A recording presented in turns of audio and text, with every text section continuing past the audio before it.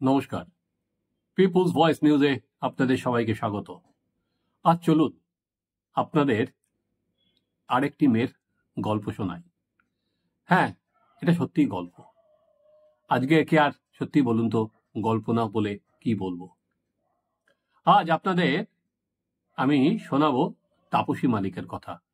আজ হচ্ছে 18ই ডিসেম্বর 2024। 2006 সালে 18ই ডিসেম্বর সিঙ্গুরের বাজেবেলিয়া গ্রামের বাসিন্দা 16 বছরের তাপসী মালিকের মৃত্যু হয়েছিল।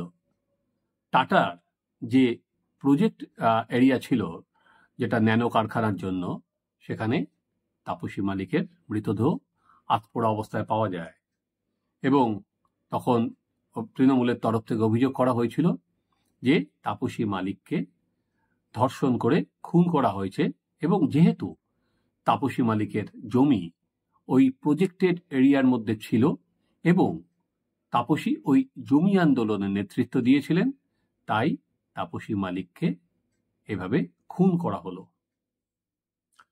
2006 থেকে 2024 তাপসী মালিকের কথা আজকে কি সত্যি কারোর মনে আছে? নেই। আজ বেচারাম মান্না খালি যাবার খবর তৃণমূলে ওখানে গিয়েছেন, মালা দিয়েছেন। ওখানে তাপসী মালিক আর রাজকুমার ভুলের দুটো পাশাপাশি মূর্তি তৈরি করা হয়েছে, ব্যাস এইটুকুই। কোথায় তৃণমূল কংগ্রেসের প্রচার? ক্ষমতায় আসার পর তাপসী মালিকের খুনিরা কেন ধরা পড়ছেন না, কেন সিবিআই তদন্ত শেষ করছে না, কোনো কিন্তু আমি শুনলাম না। বা সিবিআই তদন্ত তাড়াতাড়ি করতে হবে বলে তৃণমূল কংগ্রেস পদযাত্রা করছে, আমি দেখিনি। ফলে বিস্মৃতির অতলে চলে গেছে বাজেবেলিয়ার সে মেয়েটি। হ্যাঁ, যে কথা বলছিলাম, এই ঘটনার পর তৃণমূল কংগ্রেস তেড়ে ফুড়ে ময়দানে নামে। তখন মুখ্যমন্ত্রী ছিলেন বুদ্ধদেব ভট্টাচার্য। তো বুদ্ধবাবু প্রথমে সিআইডিকে তদন্তের নির্দেশ দেয় এবং পরবর্তীকালে যে জনমত ছিল বা জনরোষ ছিল তার বেসিসে তিনি সিবিআইকে তদন্তের ভার দেন। সিবিআই তদন্ত শুরু করার পর দুজনকে গ্রেপ্তার করে। একটা হচ্ছে সিঙ্গুর জোনাল কমিটির যিনি সম্পাদক ছিলেন সুরিত দত্ত, এবং স্থানীয় পার্টি কর্মী দেবু মালিককে গ্রেপ্তার করা হয়। তারপর মামলা শুরু হলো। চন্দননগর ফাস্ট ট্র্যাক কোর্টে শুনানির সময় দুজনকেই যাবজ্জীবন কারাদণ্ডের নির্দেশ দিয়েছিল, কিন্তু তারা নিম্ন আদালতে রায় সন্তুষ্ট না হয় তারা উচ্চতর আদালতে যায় এবং অভিযুক্তদের জামিনের আবেদন মঞ্জুর করেছিল আদালত। এরপর দুজনেই জামিনে মুক্ত হয়ে যায়। সেই মামলা কিন্তু চলছে তো চলছেই। সে দাপুটে সেই সময়কার সিপিএম এর যে জোনাল কমিটির সম্পাদক ছিল সেই সুরিত দত্তর কিন্তু মৃত্যু হয়েছে। তো এতদিন ধরে তার যে তদন্ত আর কি, সিবিআই এর যে তদন্ত, তৃণমূল ক্ষমতায় আসার পর কিন্তু সেই নিয়ে আর কোনো হেলদোল নেই। তাপসী মালিকের বাবা সব জায়গায় ঘুরে ঘুরে বলে বেড়ান তার মেয়ে বিচার পেল না। কেন এই কথাটা আজকে আমার প্রাসঙ্গিক মনে হচ্ছে জানেন তো? যখন অভয়ার মামলাটা দেখছি যে তার বাবা মা দৌড়ে দৌড়ে ঘুরে বেড়াচ্ছেন অভয়ার যাতে মৃত্যুর তদন্ত হয়, কোথায় যেন আমার ওই অভয়ার বাবা মায়ের সঙ্গে মনোরঞ্জন মালিক তাদের এই আজকের হতাশা কোথায় যেন মিলেমিশে একাকার হয়ে যাচ্ছে। সেই সময় তাপসী মালিকের মৃত্যুর পর যে রাজ্য জুড়ে বলা যেতে পারে ঝড় উঠেছিল, সেটা কিন্তু সামাল দিতে পারেনি সিপিএম। সিঙ্গুর আন্দোলন, তারপরে নন্দীগ্রামের আন্দোলন, সেই সময় মমতা ব্যানার্জির অনশন, সব মিলিয়ে সিপিএম কিন্তু সামাল দিতে পারেনি। আমি তখন কাজ করতাম দৈনিক স্টেটসম্যান পত্রিকায়। তো দৈনিক স্টেটসম্যান পত্রিকার যে সাংবাদিক ছিল জেলার অভিজিৎ, সেই অভিজিৎ কিন্তু প্রথম স্পটে পৌঁছেছিল। অভিজিৎ আর কলকাতা টিভির একটি ক্যামেরাম্যান, আমাদের ক্যামেরাম্যান ছিল রানা, এবং কলকাতা টিভির ক্যামেরাম্যান, তারা অভিজিৎরা তখন কাজ করতে হচ্ছে খুব সম্ভবত বোধহয় ইটিভিতে। অভিজিৎই প্রথম পৌঁছেছিল ওখানে। তারপর আমরাও যাই সেখানে। গিয়েছিলাম, তাপসীর বাড়িতে গিয়েছিলাম, পর পর পর পর শিবু মালিকের দেবুর বাড়িতে গিয়েছিলাম, সুরিত দত্তর বাড়িতে গিয়েছিলাম। সে তো অন্য অন্য বলতে গেলাম আজকে থেকে ধরুন 2006, আর এটা 2024।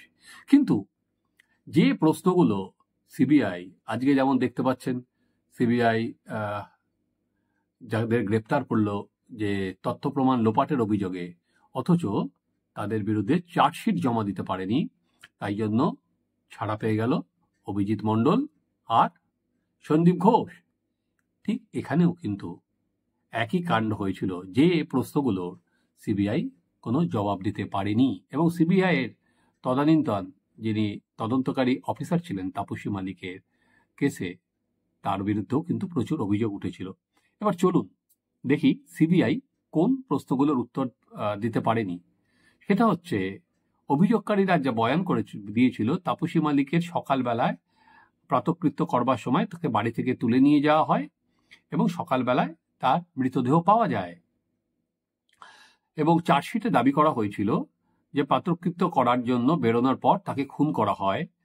সেক্ষেত্রে তাপসীর শরীরে ময়না তদন্ত হওয়ার পর শরীরে মলমূত্রের অস্তিত্ব থাকার কথা, কিন্তু ময়না তদন্তের রিপোর্টে কিন্তু এরকম পাওয়া যায়নি।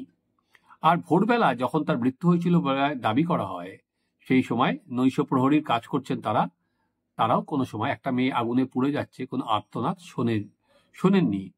যারা ওই সময় ওটা ছিল হচ্ছে স্টেশনের ধারে আর কি, যারা ট্রেন ধরতে যান, ওই লাইনটা ধরেই ট্রেন ধরতে যেতে হতো, তাদের কানেও এরকম কিন্তু আওয়াজ আসেনি। ভোর 4:30 সময়ের ঘটনা।